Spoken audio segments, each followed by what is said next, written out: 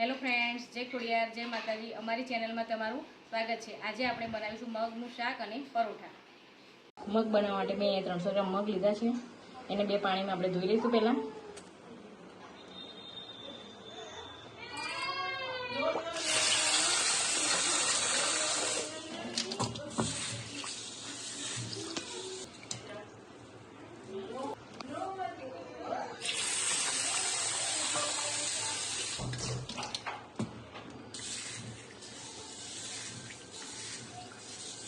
મગ આપણે અહીંયા ધોઈ લીધા છે. સાઈડમાં ગરમ પાણી કરવા મૂકી દીધું હતું, તો એમાં આપણે મગ નાખીશું.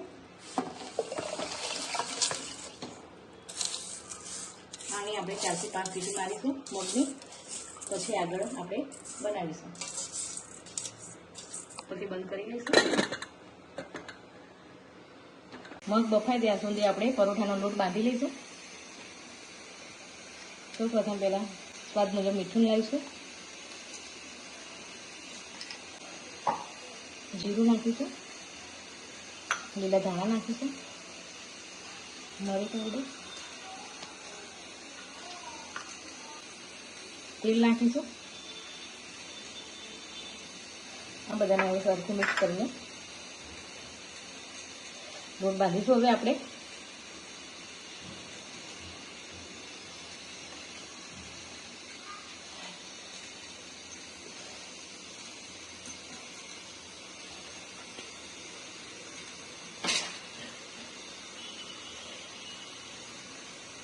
થોડું પાણી એડ કરીને આપણે લોટ બાંધીશું.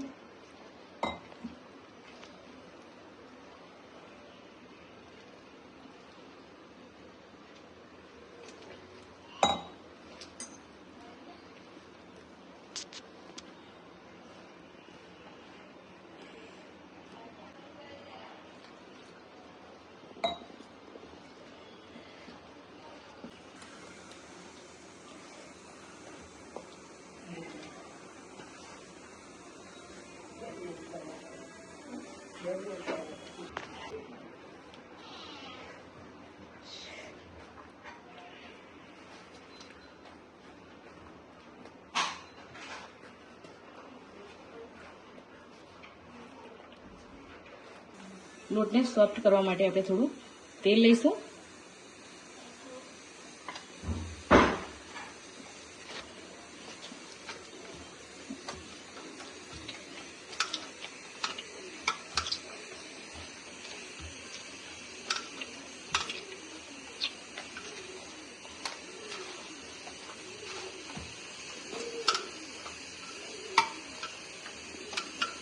અહીંયા બંધાઈ ગયો છે આપણો, તો આપણે એને એક સાઈડ મૂકી દઈશું.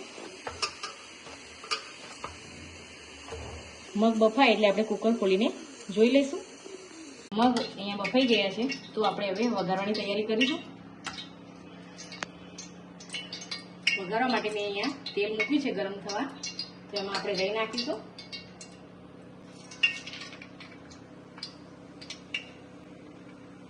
ટમાટર, લાલ મરચાં નાખીશું. રાઈ આપણી પકડાઈ ગઈ છે, તો આપણે જીરું નાખીશું, હિંગ નાખીશું, લીલા મરચાં, આદુ અને લસણની પેસ્ટ બનાવી દીધી આપણે નાખીશું. મીઠો લીમડો,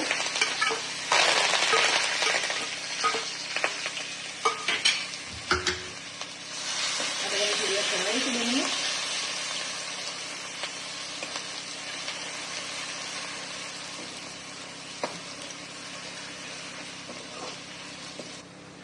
મેં અહીંયા ડુંગળી અને ટામેટા ઝીણા ઝીણા કટ કરીને લીધા છે. પહેલાં ડુંગળી નાખીશું, 2-3 લીલા મરચાંના ટુકડા અને ટામેટા. આ બધાને 5-1 મિનિટ આપણે ચડવા દઈશું.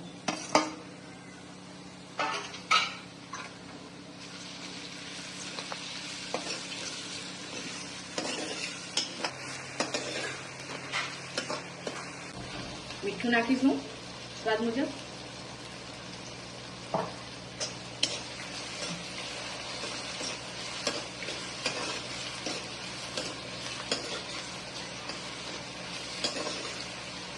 ડુંગળી ટામેટા ચડી ગયા છે, તો હવે આપણે મસાલા કરી લઈશું.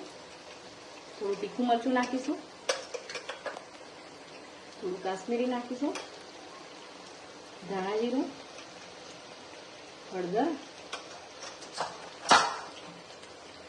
ગરમ મસાલો આ બધાને સરખું મિક્સ કરી લઈશું.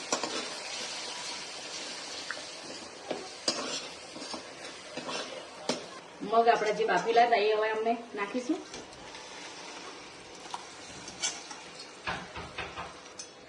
આ બધાને સરખું મિક્સ કરી લઈશું.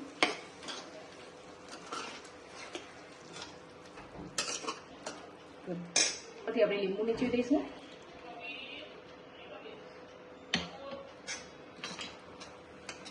પાંચેક મિનિટ આને આપણે ચડવા દઈશું. મગનું શાક બનીને તૈયાર થઈ ગયું છે, તો આપણે લીલા ધાણા નાખી દઈશું ઉપરથી. ત્યાં સુધી આપણે પરોઠા સાઈડમાં બનાવી દઈશું. પરોઠા આપણે વણી લઈશું. ઉપરથી આપણે થોડું તેલ લગાવીશું.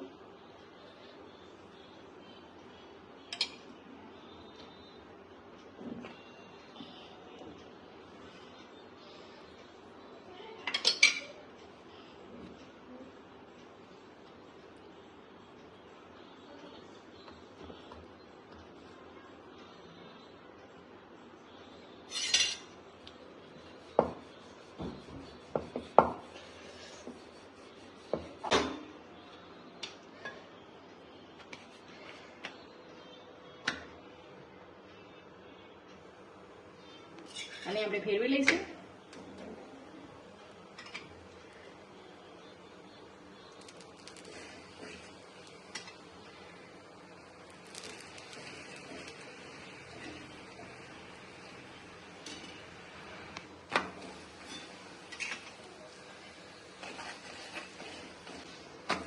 પરોઠા આપણે ચડીને તૈયાર થઈ ગયું છે, તેવી રીતે આપણે બધા પરોઠા બનાવી લઈએ.